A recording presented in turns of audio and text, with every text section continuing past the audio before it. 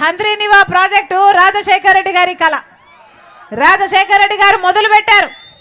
5 సంవత్సరాలు రాజశేఖర రెడ్డి గారు ముఖ్యమంత్రిగా ఉంటే 90% పనులు రాజశేఖర రెడ్డి గారే పూర్తి చేశారు కదా.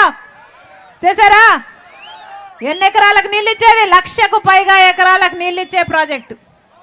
మరి రాజశేఖర రెడ్డి గారు 90% పూర్తి చేస్తే ఆ మిగిలిన 10% పనులు చంద్రబాబు గారికి పూర్తి చేయ చేతనైందా?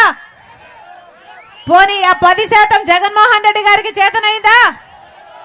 మరి ఎందుకేయాలన్నా వీళ్ళకు ఓట్లు? ఎందుకేయాలన్నా వీళ్ళకు ఓట్లు? ఆలోచన చేయండి.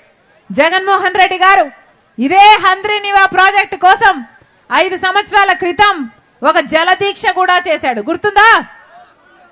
గుర్తుందానా? నేను అధికారంలోకి వస్తే హంద్రీనివా ప్రాజెక్టు 6 నెలల్లోనే పూర్తి చేస్తానని చెప్పలేదా జగన్మోహన్ రెడ్డి గారు? మరి ఎందుకు పూర్తి చేయలేదు?